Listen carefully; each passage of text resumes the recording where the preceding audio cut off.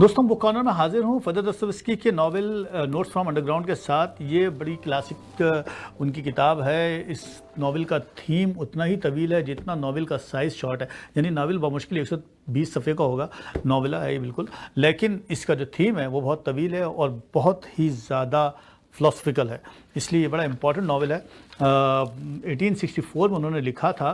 داستایوسکی کے حوالے سے ہم جانتے ہی ہیں. میں تھوڑی سی بریف ہسٹری پہلے ان کے بارے میں بتا دیتا ہوں, ان کی کتابوں کے بارے میں بتا دیتا ہوں, پھر میں آپ کو تھوڑی سی ان کی اور بھی جو امپورٹنٹ ڈائنامکس ہے اس کے بارے میں, خصوصاً رشین جو پولیٹیکل جو سوشل اسٹرکچر تھا اس دور کا, اس کا ذکر کرتا چلوں گا, کیونکہ وہ جاننا ضروری ہے, کیونکہ اس ناول کا پس منظر اس سے متعلق ہے. 1821 میں ہمارے داستایوسکی پیدا ہوئے تھے اور 1881 میں ان کی ڈیتھ ہوئی تھی, یعنی وہ 60 سال کے تھے. یہ ناول جب انہوں نے لکھا تھا تو اس وقت ان کی عمر کوئی 42-43 سال تھی, یعنی یہ انہوں نے لکھا 1864 میں. داستایوسکی سے کون واقف نہیں ہے, وہ شارٹ اسٹوری رائٹر تھے, ناولسٹ تھے, جرنلسٹ تھے. زیادہ تر ناول جیسے کہ میں نے کہا فلاسفی اور پولیٹکس سے ڈیپلی روٹڈ ہوا کرتے تھے, اور اس دور کے یعنی کہ جو رشیا کی سوسائٹی تھی, جو ان کا سوشل پولیٹیکل اس دور کا جو کانٹیکس تھا, وہ پورا کا پورا اس کے ایکسپیرینسز, اس کے ریپرکشنز ان کے ناول میں ہمیں نظر آتے ہیں. تھوڑی سی بات ہم داستایوسکی کے حوالے سے اس لیے کر لیتے ہیں پہلے, تاکہ ہمیں اندازہ ہو کہ ان کی زندگی, چونکہ ان کی زندگی میں بہت سارے ایسے واقعات ہوتے چلے گئے جو بڑے چونکا دینے والے رہے. جب ینگ تھے, 25-26 سال کے ہی تھے, تو وہ بڑے لبرل اور بہت ہی جسے کہتے ہیں کہ ویسٹرنائز اور دیکھ رہے تھے ویسٹ میں جو تبدیلی آ رہی تھی اس کو, تو خاصا وہ اس گروپ سے جو لبرل انٹلیکچوئلس تھے ان سے متاثر تھے, بلکہ ایک پیتریشوسکی سرکل تھا اس میں شامل ہو گئے تھے. یعنی یہ ان کی عمر تھی صرف 25-26 ایئرس. 1847-1849 کے درمیان کی بات ہے. اس زمانے کے جو ایرسٹوکریٹ تھے انہوں نے ان کو اریسٹ کر لیا تھا, اس پورے سرکل کو اریسٹ کر لیا تھا, حتیٰ کہ انہیں باضابطہ فائرنگ اسکواڈ کے سامنے کھڑا کر دیا گیا, اور اتفاق سے آخر میں کچھ ایسا ہوا کہ ان کو فائرنگ اسکواڈ سے نکال لیا گیا, مگر 5 سال کے لیے ان کو سائبیریا بھیج دیا گیا, اور وہاں پر یہ باضابطہ لیبر کیمپ میں چلے گئے. اس دوران زندگی میں ایک تبدیلی اور نظر آئی کہ ان میں ایک اسپریچول اویکننگ ہوئی اور ان کا سارا سوچنے کا انداز بدل گیا. اب وہی داستایوسکی جو لبرل اور انٹلیکچوئل مائنڈ کے تھے وہ بدل گئے, اور انہوں نے پوشونسکیستوا جیسا ایک سرکل تھا اس کو جوائن کر لیا. یہ بڑا ہی نیشنلسٹ تھا, بہت ہی ڈیپلی جسے کہتے ہیں سوائل سے کنیکٹڈ تھا, اور اس کو ہم سلیوفل بھی کہہ سکتے ہیں, اس لیے کہ وہ جو کلچر تھا وہ سلیوفائل تھا ہمارے رشیا کا. تو وہ تمام لوگ جو سلیوفل سے کنیکٹڈ تھے, یعنی اولڈ ٹریڈیشنل کلچر سے, رشیا کے یا آرتھوڈاکس کلچر سے کنیکٹڈ تھے, اس سے یہ بھی متعلق ہوتے چلے گئے. اسی دور میں ان کی جو ناول آئے, یعنی کرائم اینڈ پنشمنٹ کے اندر ہم کو ان کا سلیوفلک جو فکر ہے وہ نظر آتی ہے. کرائم اینڈ پنشمنٹ میں بالکل ایسی ایڈیٹ میں بھی, ڈیمن میں بھی, یعنی جو میں ناول دیکھیے, ایڈیٹ ہے, ڈیمن ہے, اور برادر کارامازوف میں بھی ہم کو ان کا سلیوفلک ایٹیچیوڈ نظر آتا ہے. سلیوفلک کا مطلب یہ کہ intrinsic towards the Russian society, جو اس کا ایک آرتھوڈاکس فکر ہے اور جو ویسٹرنائزیشن کو نہیں چاہتی کہ شامل ہو, اس قسم کا سارا ہمیں ایٹیچیوڈ نظر آتا ہے. اور جس زمانے میں انہوں نے یہ خصوصاً notes from the underground لکھا, اس میں وہ سلیوفلک سے زیادہ ویسٹرن جو ایک پورا ایٹیچیوڈ آ رہا ہے, ڈیموکریسی کا کانسیپٹ, یا جو بھی ایک یورپ کا پورا ایک امپریشن ڈیولپ ہو رہا ہے انڈیجنلزم کا اور سارا, اس کے اوپر انہوں نے بڑا ستائر کے انداز میں لکھا اس ناول کو. یعنی ایک طرح سے اس کا تھوڑا سا ایک مذاق بنایا, اور اس طرح سے انہوں نے لکھا اس کو. یہ یورپ کا جو یوٹوپک آئیڈیا ہے, یہ جو یورپ کا جو ریشنلزم کا معاملہ ہے, یہ ماڈرنائزیشن ہے, یہ لبرل جو ایٹیچیوڈ ہے, اس کو انہوں نے اچھی طرح سے اس میں تنقید کی اس ناول کے اندر. اچھا, اگر ہم تھوڑا سا اور پیچھے جا کر دیکھیں اسی سوسائٹی میں, تو ایسا نہیں کہ اس زمانے میں لکھا نہیں گیا تھا. خصوصاً یہی جو سلیوفلک سوسائٹی کے اگینسٹ جو رائٹرز لکھ رہے تھے, ان میں ایک مشہور نام نکولائی شنوسکی کا ہے, جن کا ناول تھا what is to be done. Nikolai شنوسکی کا ناول تھا what is to be done, اور اسی طرح ایوان ٹرگنیف کا فادر اینڈ سن. یہ ناول جو ہیں اس زمانے میں بڑے مشہور ناول تھے. داستایوسکی نے نکولائی شنوسکی کا ناول what is to be done کے اوپر تنقید میں یا اس کے اگینسٹ یہ ناول لکھا تھا. اچھا ایک چھوٹی سی بات اور بتاتا چلوں کہ نکولائے شونسکی کا ناول what is to be done جو ہے اس میں ایک کرسٹل پیلس کا کانسیپٹ دیا گیا تھا. کرسٹل پیلس ایک یورپین جو یوٹوپینزم ہے اس کو ریفلیکٹ کر رہا تھا, یعنی ایک میٹافور تھا وہ ریشنلزم کا. اس کو اس طرح سے دیکھ لیجئے کہ یہ ایسا ہی میٹافور تھا کہ ایک انسان جو ہے وہ ایک اعلیٰ ترین نوبل مقام پہ پہنچ سکتا ہے اگر وہ ریشنلسٹ ہو, وہ انڈیویجولزم کو اگر فالو کر رہا ہے, وومن رائٹس کو فالو کر رہا ہے. یعنی یورپ اور ویسٹ جو ہے وہ ایک بہت ہی اعلیٰ ترین سطح پر جا رہے ہیں کیونکہ وہ ریشنلسٹ ہیں. تو وہ جو یوٹوپینزم کا جو یوٹوپیا کا جو کانسیپٹ ہے وہ ہمیں میٹافور کی شکل میں ان کے اس ناول میں نظر آتا ہے, جو نکولائے شونسکی کے ناول ہے what is to be done کے اندر. اور اس کے اندر انہوں نے کرسٹل پیلس کا کانسیپٹ دیا. وہ کرسٹل پیلس جناب لندن کے کسی ایریا میں اس کو باضابطہ ایگزیبیشن کی جاتی ہے, بعد میں اس کو سبرب میں شفٹ کیا جاتا ہے. یہ ناول کا حصہ ہے اور اس میں جناب ناول کی جو پروٹوگنسٹ ہے اس کا نام پیولونا ہے. وہ پیولونا اپنے چوتھے ڈریم کے اندر اس کو دیکھتی ہے اور پھر سمجھتی ہے کہ صاحب یہ سمبل ہے کاہے کا, سائنٹیفک یوٹوپینزم کا, اور ایک طرح سے جتنا زیادہ ہم ریشنلسٹ ہوں گے تو ہم انسانیت کی اعلیٰ ترین قدریں اس کرسٹل کے بالکل جیسا کہ ایک پیلس ہے اس کی طرح حاصل کر سکتے ہیں. تو کرسٹل پیلس کچھ اور نہیں, انسان کی ایک نوبل شکل کو ریفلیکٹ کر رہا ہے. اس کے اگینسٹ انہوں نے نوٹس فرام انڈر گراؤنڈ لکھا دوستویسکی نے. اب انڈر گراؤنڈ کیا ہے؟ انڈر گراؤنڈ اس کرسٹل کا بالکل اپوزٹ سینس ہے. یعنی کرسٹل تو آسمانوں کو چھو رہا ہے, لیکن انہوں نے کہا کہ صاحب ریشنلزم کے اگینسٹ انہوں نے ارریشنلسٹ بنا کر لکھا کہ نہیں صاحب جو ریشنلزم کی آپ بات کر رہے ہیں اس کے اگینسٹ آ جائیے, انسان بیسیکلی ارریشنل اینیمل ہے. تو انہوں نے اس پورے مجموعی اثر کو on the opposite way underground لے کے چلے گا اور لکھا notes from the underground کہ let's come inside the man, اور اس کی اتنا گہرائیوں میں اتر جائیں اور دیکھیں کہ اصل آدمی کیسا ہوتا ہے. وہ اتنا نوبل نہیں ہوتا ہے بلکہ اتنا پست ہوتا ہے. تو یوں یہ آئیڈیا ہے اس ناول کا. تو اب آپ سمجھ گئے کہ کتنا انٹرسٹنگ ہے اور اس کے اندر کتنی ساری باتیں ہوں گی. تو اس کو ہم تھوڑا سا دیکھ لیتے ہیں کہ یہ ناول جو ہے بیسیکلی کہہ کیا رہا ہے, اور پھر ہم اس کے تھیم پر بھی ڈسکشن کر لیں گے کہ کیا دوستویسکی اس حوالے سے کیا بات کر رہے ہیں. دوستویسکی نے خاص طور پر یعنی یہ سارا سینس جو میں بتا رہا ہوں کہ انڈر گراؤنڈ جو ہے وہ اصل میں ہیومن بیہیویئر کے اس پورے جو ریشنلٹی ہے اس کے اگینسٹ ہے. وہ پورے اس کانٹراڈکٹری رویے کو بتا رہے ہیں ریشنلٹی کے, یعنی ریشنلٹی کے مائنڈ سیٹ کو بتانا چاہ رہے ہیں. وہ بتانا چاہ رہے ہیں کہ جس آپ نے کرسٹل پیلس کی بات کی ہے اپنے ناول کے اندر, وہ اصل میں جس یونیفارمٹی کی بات کر رہا ہے ہیومن کیریکٹر کی, وہ اصل میں لاس آف پرائیویسی ہے, وہ اصل میں لاس آف انڈیویجولیٹی ہے. وہ یہ کہنا چاہ رہے ہیں. وہ کہہ رہے ہیں کہ اصل میں ہیومن کی ایک ڈارک انسائیڈ ہوتی ہے اور وہی اس کی اندر کی ریشنلٹی کو ریفلیکٹ کرتی ہے. اب تھوڑا سا ہم ناول کے پلاٹ کو دیکھ لیتے ہیں کہ ناول کا پلاٹ کیا ہے. یہ ناول جیسے کہ میں نے کہا کہ 1860 میں لکھا گیا ہے. اس کے اندر 1860 کے دور کو ریفلیکٹ کر رہا ہے. پلاٹ کا جو پہلا حصہ ہے اس کے اندر یہ بتا رہے ہیں کہ ایک آدمی جو ہے وہ 40 سال کا ہو گیا اور وہ ایک فلاسفر ہے اور ڈائرسٹ ہے اور وہ بہت ہی دکھی ہے. یعنی اگر میں آپ کو چند سطریں اس ناول کے بالکل جیسے ابھی یہ ناول شروع ہوا ہے تو میں آپ کو صرف چند سطریں بتانا چاہتا ہوں کہ وہ کیا لکھتے ہیں. وہ کہتے ہیں کہ I am a sick man, I am a spiteful man, I am an unattractive man. I think there is something wrong with my liver, but I understand damn all about my illness and I can't say for certain which part of me is affected. اب یہ آگے بات بڑھتی چلی جائے گی. کہنے کا مطلب یہ کہ ایک ایسا شخص جو اپنے آپ سے بالکل مایوس ہے, جو بالکل ڈس اپوائنٹڈ ہے, جو بالکل ڈس اپروو کر چکا ہے, جو ایک نفرت انگیز ہے, جس کے اندر برائیاں بھری ہوئی ہیں اور جو اس لیول پر آ گیا ہے کہ اب اس میں سے کوئی سدھار ممکن نہیں ہے, وہ اس کی بات کر رہا ہے. اب یہ پہلا حصہ ہے. ہاں, اور دوسرا حصہ جو ہے وہ 15 سال پہلے کا ہے کہ اس دوران کیا ایسے واقعات ہوئے تھے جس کی وجہ سے وہ اس لیول پر آیا. 15 سال پہلے اس کے ورکرز کے ساتھ, اس کے دوستوں کے ساتھ, اس کی گرل فرینڈ کے ساتھ ایسا کیا کیا کچھ ہوا تھا جس کی وجہ سے وہ 40 سال کی عمر میں یہ ڈائری لکھ رہا. تو پہلے حصے میں ایک مونولوگ ملتا ہے پہلے حصے میں بتاتے ہیں کہ جو مین آف انڈر گراؤنڈ ہے وہ کہہ رہا ہے کہ میں ایک نفرت انگیز شے ہوں، میں ایک کیوں؟ اس لیے کہ میں تمام ہیومیلیشن سے گزر چکا ہوں، میں تمام پین سے گزر چکا ہوں، اور میں الٹیمیٹلی اس جگہ پہنچ گیا ہوں کہ کوئی چیز بہتر ہو نہیں سکتی۔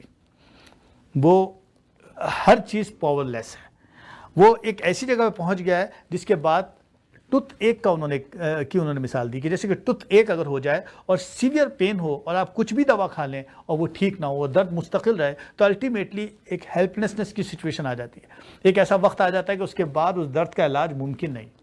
تو وہ سچویشن ہے بالکل ہی پاور لیس۔ وہ لیول وہ ہے جہاں پر سیلف ریسپیکٹ بھی ختم ہو گئی، جہاں پر ورتھلیسنس ختم ہو گئی، یہاں پر نہیلزم شروع ہو گیا ہے۔ کوئی بھی چیز کہیں پر بھی کوئی معنی نہیں رکھتی ہے، نہ تو کوئی سوشل ویلیوز، نہ ہی کوئی ریلیجن، نہ ہی کوئی بلیف سسٹم، نہ ہی کوئی ریشنلزم، کوئی بھی چیز، ہر چیز بالکل سطحی ہو چکی ہے، ہر چیز بالکل نگیٹیوٹی میں جا چکی ہے۔ تو ایک طرح سے ایک جو رومانٹک ویو ہے ویسٹرنائزیشن کا، یا پھر ایک ایک انڈیویجولزم کا، یا ایک فری ول کا، اس پورے آئیڈیلسٹک ماحول کے خلاف وہ ایک وہ آدمی جو ہے وہ ڈائری لکھ رہا ہے اور مستقل لکھتا چلا جا رہا ہے، اور وہ یہ کہہ رہا ہے کہ جو کچھ بھی ہیومیلیشن مجھے ہوئی ہے اس کے بعد سوائے سفرنگ کو اپنے گلے لگانے کے میرے پاس اور کوئی راستہ نہیں ہے۔ یہ ناول کا پہلا حصہ ہے جس کے اندر وہ ایک مونولوگ ہے جو چلتا رہتا ہے۔ پھر جب ناول کا دوسرا حصہ آتا ہے، اس کا نام انہوں نے رکھا ہے apropos of the wet snow. Apropos of the wet snow کے اندر وہ شروع کرتے ہیں کہ 15 سال پہلے کیا ہوا تھا۔ اب وہ ایڈلٹہڈ میں یعنی 25 سال کی عمر میں پہنچ جاتے ہیں، اور بتاتا ہے وہ کہ کیا کیا کچھ کیسے یہاں پر جو مجموعی تاثر ملتا ہے وہ ایک ڈٹرمنسٹ اور ایک نہیلسٹک فلسفی کا ملتا ہے۔ ڈٹرمنسٹ کا مطلب یہ ہے کہ ایک شخص جس کے ارد گرد ایسے واقعات ہوتے چلے جائیں کہ اس پر اس کا کنٹرول نہ ہو، اور وہ الٹیمیٹلی ایک ایسی جگہ پہنچ جائیں جہاں پر اس کا کوئی حل نہ ہو، یعنی بے معنی زندگی اور کسی اور کے کنٹرول میں، اور آپ کی ڈیسٹنی پہلے سے ڈیسائیڈڈ ہو، تو آپ کے ہاتھ میں کچھ بھی نہ ہو، یعنی آپ کے اندر بہتری کی کوئی گنجائش نہ ہو۔ اب یہاں یہ دوسرے حصے کے اندر مختلف واقعات بتاتے چلے جاتے ہیں۔ وہ بتاتے ہیں کہ صاحب کس طرح سے ایک ایلینیشن کی جو فیلنگ آئی ہے 40 سال کی عمر میں، اس سے پہلے کیا ہوتا ہے۔ اس سے پہلے بتاتے ہیں کہ یہ جو مین فرام انڈر گراؤنڈ ہے، وہ یعنی انڈر گراؤنڈ کچھ اور نہیں ہے، پیٹرسبرگ میں بیٹھا ہوا ایک تنہائی میں بیٹھا ہوا ایک آدمی ہے جو دنیا بھر کو چھوڑ چکا ہے، اپنے آپ کو بھی برا سمجھتا ہے، سوسائٹی کو بھی برا سمجھتا ہے، ہر چیز کی لاسٹ سچویشن پر۔ یہ بتاتے ہیں کہ اس سے پہلے کیا ہوا، مختلف لوگوں سے اس کی ملاقات ہوئی، مختلف دوستوں سے ملاقات ہوئی، پرانے کلاس میٹ سے ملاقات ہوئی، ان کے ساتھ وہ جانا چاہتا ہے، وہ اسے ناپسند کرتے ہیں، یہ خود بھی انہیں ناپسند کرتا ہے، مگر ان کے ساتھ ملنا بھی چاہتا ہے۔ اور اس دوران وہ جو دو کیریکٹرز ہیں، ایک کا نام زیوروکوو ہے، ایک کا نام سیمنوو ہے، ان کے ساتھ اس کا آرگومنٹس ہوتا ہے۔ ان آرگومنٹس کے بعد وہ ان سے بدلہ لینے کے خاطر ان کے پیچھے جاتا ہے، اور ایک جگہ ہوتی ہے جو جس کو آپ عام طور پہ جہاں پروسٹیوٹس وغیرہ ملتی ہیں، بروتھول کہتے ہیں اس کو، وہاں جاتا ہے۔ وہاں جا کر یہ کچھ عرصے رہتا ہے، مطلب وہاں پر دیکھتا ہے کہ وہ جو دوست تھے وہ تو پرائیویٹ رومز پہ چلے گئے، اور اس عرصے میں اس کو پھر ایک لڑکی سے اس کی ملاقات ہوتی ہے جس کا نام لیسا ہے۔ وہ لیسا اس سے ملتی ہے، اور وہ لیسا کو کہتا ہے کہ تم مجھ سے ملنے کے لیے میرے اپارٹمنٹ آ جاؤ۔ وہ اس کے اپارٹمنٹ جاتی ہے، دیکھتی ہے کہ وہ بہت ہی برے حالت میں، بہت ہی غربت میں ہے، تو وہ اس کو کہتی ہے کہ تمہارا تو بہت ہی برا حال ہے، اور سچ تو یہ ہے کہ تم مجھ سے فائدہ اٹھا رہے ہو۔ تو وہ اس سے کہتا ہے کہ وہ اس کو پیسے مارتا ہے اس کے منہ کے اوپر، اور وہ پیسے لیتی ہے، چلے جاتی ہے، لیکن اس سے کہتی ہے کہ میں تم سے محبت کرنے لگی تھی۔ یہ کہتا ہے میں بھی تم سے محبت کرنے لگا ہوں۔ تو وہ کہتی ہے تم بدلو اپنے آپ کو، تم بہتر ہو جاؤ۔ وہ کہتا ہے میں بہتر نہیں ہو سکتا، میں جیسا ہوں ایسا ہی رہوں گا، کیونکہ یہی میں ہوں، میں ایک نفرت انگیز شے ہوں، میں ایک نفرت انگیز مٹیریل ہوں، میں بدل ہی نہیں سکتا۔ وہ چلی جاتی ہیں سامنے سے، جب وہ چلی جاتی ہے تو اس کے پیچھے دوڑتا ہے، وہ چاہتا ہے کہ اس کو روک لے لیکن روک نہیں پاتا ہے۔ وہ شیم اور گلٹ کا شکار ہوتا ہے، لیکن وہ سمجھتا ہے کہ مجھے شیم اور گلٹ کے ساتھ ہی رہنا پڑے گا۔ اس ناول کا اینڈ کوئی نہیں ہے، وہ بس اس کے پیچھے جاتا ہے، واپس آ جاتا ہے، اور پھر اسی شیم اور گلٹ میں دوبارہ سے نیریٹ کرنا شروع کرتا ہے، دوبارہ لکھنا شروع کرتا ہے، اور وہاں پہ دوستوں سے کہتا ہے کہ یہ لکھنے کا سلسلہ ایسے چلتا رہے گا، کیونکہ ایک کانفیشن ہے، یہ کانفیشن چلتی رہے گی، یہ پنشمنٹ ہے، یہ توبہ ہے، یہ جو بھی ہے، یہ سلسلہ چلتا رہے گا، یہ سلسلہ کبھی ختم نہیں ہوگا، کیونکہ اس میں بہتری کو گنجائش نہیں۔ اب اس کا تھیم کیا ہے اس کو ہم ڈسکس کر لیتے ہیں، شارٹ بریک کے بعد آتے ہیں، اور پھر دیکھیے کہ اس کے اندر سے کیا کیا معنی سامنے آتے ہیں۔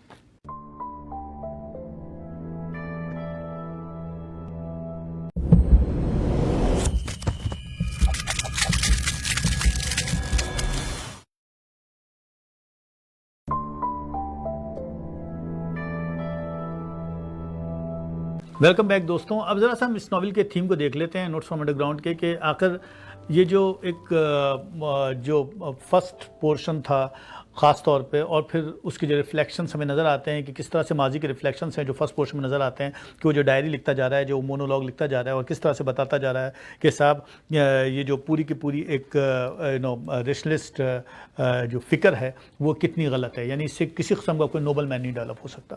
یہاں پر جو میجر تھیم ہے وہ پہلا یہ ہے کہ ریشنیلٹی، میں نے لکھ لیا ہے، versus irrationality as the foundation of choice.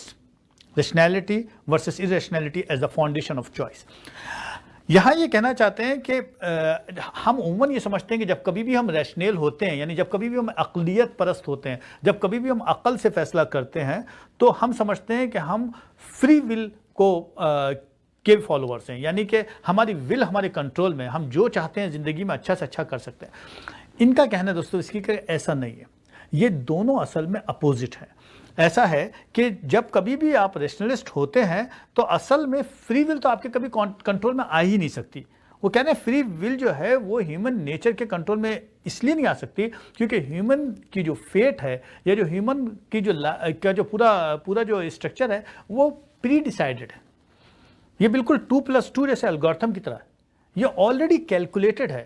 آپ 2+2 5 کر ہی نہیں سکتے. یعنی اگر آپ یہ سوچ رہے ہیں کہ صاحب ایک سائنٹیفک ڈٹرمنزم جو ڈیولپ ہو چکا ہے، چاہے وہ پورے یونیورس کا ہو یا ہیومن کا ہو، وہ اس کو آپ بریک کر کے آپ ایک فری ول ڈیولپ کر لیں گے اور اپنے لحاظ سے اپنا کریکٹر بھی ڈیولپ کر لیں گے اور سوسائٹی ڈیولپ کر لیں گے، تو کہنا ہے ایسا ممکن نہیں ہے. یہ جو بھی رشیا میں اس وقت تبدیلی آ رہی تھی اس کی طرف اشارہ کر رہے تھے کہ اگر آپ یہ سمجھتے ہیں کہ رشیا میں ایک بہت بڑی پولیٹیکل ڈائنامکس کی وجہ سے چینج آ جائے گا اور سوسائٹی اچھی ہو جائے گی اور لوگ بہتر ہو جائیں گے اور ریشنل ہو جائیں گے، تو وہ زیادہ ایسا کچھ بھی نہیں ہوگا. ان کا کہنا ہے کہ اصل میں اس کے چانسز اس لیے کم ہیں کیونکہ یہ چیز آلریڈی ڈیسائیڈڈ ہے. کیونکہ ہیومنس لکھتے ہیں are the subjects to deterministic universe have no control over physical pain اور موریلٹی. حتیٰ کہ فزیکل پین پر اور موریلٹی پر آپ کا کنٹرول نہیں ہے. انسان کی زندگی، اس کی موت اس کے کنٹرول میں نہیں ہے، اس کے ساتھ اس کے پین وہ کچھ اس کے کنٹرول میں نہیں ہے. تو ایک irrational ایکشن ہی ہے جو آپ کو زندہ رکھ سکتا ہے. وہ کہتے ہیں ریشنیلٹی کے بجائے irrationality ہی ہے جو کہ آپ کی ہیومینٹی کا تعین کر سکتی ہے. ریشنیلٹی کے بس کی بات کی نہیں ہے. وہ کہتے ہیں کہ ریزن اچھی چیز ضرور ہے اس ناول کے اندر، مگر یعنی آپ یہ نہیں کہ آپ اس کے اگینسٹ ڈسپیوٹ نہیں دے رہے ہو کہ کوئی ایکسیلنٹ چیز نہیں. وہ کہتے ہیں بالکل ریزن اچھی چیز ہے، لیکن وہ صرف ریشنل پارٹ کے لیے. ان کا کہنے کا مطلب یہ ہے کہ ہیومن کا جو پورا بیہیویئر ہے وہ صرف ریشنل نہیں ہے، بلکہ اس کا ایک بڑا حصہ ان امپلسز پر بھی مشتمل ہے جو irrational ہے. وہ آپ کے کنٹرول میں نہیں ہے، وہ اپنی اس میں ہے، ایک جسے کہتے ہیں نا کہ ایک آٹومیٹک ایفیکٹس میں ہے. ایک جملہ انہوں نے لکھا ہے یہاں پر، دا مور conscious I was of goodness and of all that was sublime and beautiful, the more deeply I sank into my mire and the more ready I was to sink at it altogether. کہنے کا ان کا مطلب یہ کہ جتنا زیادہ میں اپنے آپ کو اچھا سے اچھا بنانے کی کوشش کرتا ہوں، جتنا چاہتا ہوں کہ میں ایک خوبصورت اور ایک جو بہت ہی عمدہ چیز ہے اس کو حاصل کرنے کے خاطر اپنے آپ کو بہتر سے کرتا چلا جاؤں، چونکہ میں ریشنل ہوں، میں اتنا ہی زیادہ irrationality کی دلدل میں اترتا چلا جاتا ہوں. میں مکمل طور پہ اس میں ڈوبتا چلا جاتا ہوں. جتنی میں کوشش کرتا ہوں اتنا ہی میں اس کے دلدل میں اترتا ہوں. تو یہ ان کا کہنے کا مطلب یہ کہ ریشنیلٹی ورسز irrationality کے اندر فاؤنڈیشن آف چوائسز کچھ بھی ہوں، لیکن آپ کے حصے میں irrationality آتی ہے کیونکہ فری ول کسی بھی طرح سے ممکن نہیں ہے. فری ول کوئی چیز ہوتی ہی نہیں ہے. وہ کہتے ہیں آپ کنٹرول میں ہیں. دوسرا پوائنٹ جو ہے اس ناول کے تھیم کا ہے وہ ہے کنفیشنل رائٹنگ اینڈ نیریٹو ریلائبلٹی. یہ بڑی امپورٹنٹ بات ہے.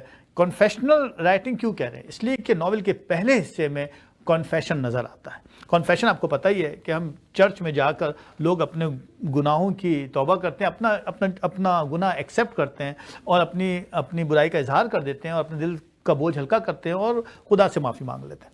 یہ کہہ رہے ہیں کہ کنفیشن رائٹنگ ہے اس ناول کے اندر، اور اس کے اندر وہ جو آپ کو نیریٹو مل رہا ہے اس کی ریلائبلٹی جو ہے وہ مختلف ملے گی. کیوں؟ اس لیے کہ ایک ہیومن جو ہے وہ بیک وقت ریشنل اور irrational ہے. اگر اس ناول کا کیریکٹر، جیسے کہ میں نے شروع میں نے پڑھا تھا کہ وہ کہتا ہے کہ میں ایک نفرت انگیز شے ہوں، میں ایک برائی کا مجموعہ ہوں، میں ایک بیمار ہوں، میں ایک سکھ ہوں، میں یہی ہوں، میں ہیومن ایسا ہی ہوتا ہے، ایسا ہو ہی نہیں سکتا کہ وہ اچھا ہو، میں ایک اسی قسم کی شکل ہوں. تو یہ جو فرسٹ پرسن نیریٹو ہے وہ کہہ رہے ہیں کہ وہ بول رہا ہے کہ ہاں میں برا ہوں، مگر میں جو بول رہا ہوں میں ایک نفرت انگیز آدمی ہوں، یہ ایک جھوٹ بھی ہو سکتا ہے، یہ ایک بغض پر مشتمل جھوٹ بھی ہو سکتا ہے، کیونکہ ہر طرف نفرتیں ہیں، ہر طرف برائیاں ہیں، تو اس لیے ہو سکتا ہے کہ جھوٹ ہو. تو وہ کہہ رہے ہیں کہ انڈر گراؤنڈ مین جو ہے وہ کانفیس ضرور کر رہا ہے، مگر ساتھ ہی ساتھ یہ بھی کہہ رہا ہے کہ میرے اندر تبدیلی کی کوئی گنجائش نہیں ہے، میں کوشش بھی کروں تبدیل نہیں ہو سکتا. کانفیشن کا مطلب یہ ہے کہ میں توبہ کرتا ہوں یا مجھے پنشمنٹ ملے، لیکن یہ اس کے باوجود بھی کوئی تبدیلی ممکن نہیں ہے.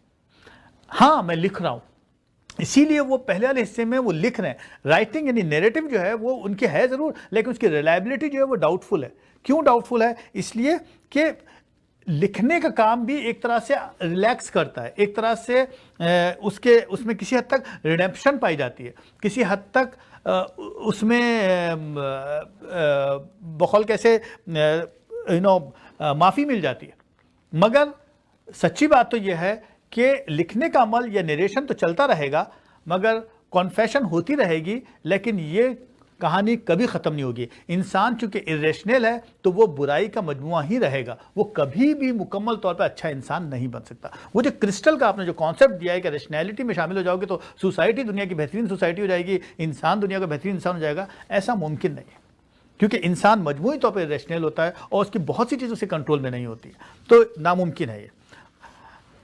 اس زمانے کی زیادہ رشین سوسائٹی ایک کرپٹ سوسائٹی تھی، تو ان کا کہنے کا مطلب بھی یہی تھا کہ یہ جو کرپشن ہے یہ کبھی بھی ختم نہیں ہوگی، یہ ایسے ہی رہے گی چاہے آپ کتنا ہی اس کو ریشنل کر لیں.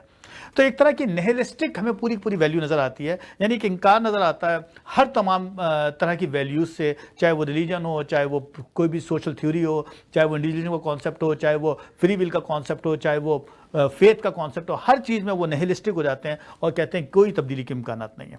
اور وہ تمام جو ویلیوز ہیں جو ایک جس کو ہم پازیٹیو ویلیوز کہتے ہیں، چاہے وہ لو ہو، فرینڈشپ ہو، ریکگنیشن ہو، اس کو اگر وہ ایکوائر بھی کرنا چاہیں تو ایکوائر نہیں کیا جا سکتا، اس لیے کہ وہ ہیلپلیسنس سچویشن ہی ان کو نظر آتی ہے. وہ ان کا کیریکٹر جب اپنی گرل فرینڈ ان کی جو لیزا جو ہے وہ اس کو چھوڑتی ہے تو وہ اس کے پیچھے بھاگتا ہے، تو لیزا اس سے کہتی ہے کہ تم اپنے آپ کو بدل لو، تو وہ جھنجلا کے جملہ کہتا ہے they won't let me I can't be good.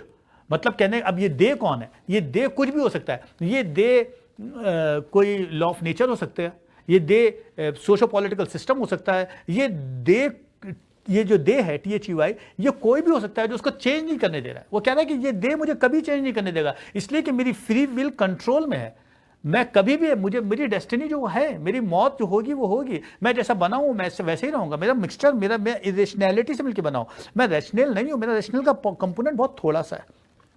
تو کہنے کا مطلب یہ کہ یہ جو نہلسٹک ایٹیچیوڈ ڈیولپ ہوا ہے، یہ جو سیلف ڈیفیٹنگ، یہ جو سیلف اویئرڈ ایٹیچیوڈ ڈیولپ ہوا ہے، وہ الٹیمیٹلی اس جگہ آ گیا ہے کہ اب تبدیلی کی کوئی گنجائش نہیں. تو یہاں پر وہ کہہ رہے ہیں کہ کنفیشنل رائٹنگ چلتی رہے گی، نیریٹو ریلائبلٹی ڈاؤٹ فل رہے گی، آدمی کا کیریکٹر مبہم رہے گا، وہ ہمیشہ irrational رہے گا، وہ کبھی بھی پورا ریشنل نہیں بن سکتا، اور اگر بن بھی جائے گا تو اس کے اندر 100% یا بہتری گنجائش ناممکن ہے. اگلا جو تھیم امپورٹنٹ ہے اس ناول کا وہ ہے the anti hero and the paradox of self improvement.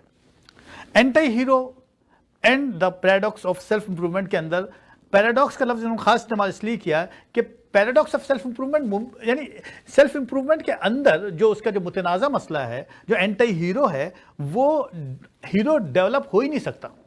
وہ کہہ رہے ہیں کہ عام طور پر ہم جو ٹریڈیشنل رویہ دیکھتے ہیں تو ہمیں ایک ٹپیکلی ایک ہیرو کا کانسیپٹ نظر آتا ہے کہ کریج ہوگی، اس میں ایکشن ہوگا، اسٹرینتھ ہوگا، ٹرسٹ ورتھی ہوگا. ایسا کریکٹر پایا نہیں جاتا، ایسا کریکٹر کہیں نہیں ہو سکتا. اصل میں تو انسان کاورڈ ہوتا ہے، انیکٹیو ہوتا ہے، ویک ہوتا ہے، انریلائبل ہوتا ہے. اس کی سیلف اسٹیم اس حد تک کم ہو چکی ہوتی ہے زندگی کے تمام تجربات کے بعد کہ اس کے اندر کوئی تبدیلی کے امکان ہی نہیں ہوتے. وہ چاہتا بھی ہے اگر ان پازیٹیو کریکٹرز کو ایکوائر کرے تو وہ انیبل ہوتا ہے، وہ کبھی بھی ایک بہتر اور ایک مکمل انسان نہیں بن سکتا. تو اسی وجہ سے انہوں نے اس ناول کو اسی طرح ایک انداز سے لکھتے رہے، اور آخر میں بھی جب وہ لاسٹ لائن پر آئے تو انہوں نے اس کو ختم اس طرح سے ہی کیا. میں آپ کو آخر کے سطرے بتاتا ہوں. آپ کہیں گے کہ ناول جو ہے جب ختم ہوا تو اس کی کوئی کہانی جو ہے کیا تھی، کیا ختم ہوا اس کے اندر، کیا سمجھ میں مطلب کوئی باضابطہ اینڈ تو نظر نہیں آ رہا ہے. لیکن یہ باضابطہ اینڈ نہیں جو ہوا ہے وہی اصل میں اس کا اینڈ ہے. وہ کہتے ہیں on the other hand the notes of this purveyor of paradoxes do not end here.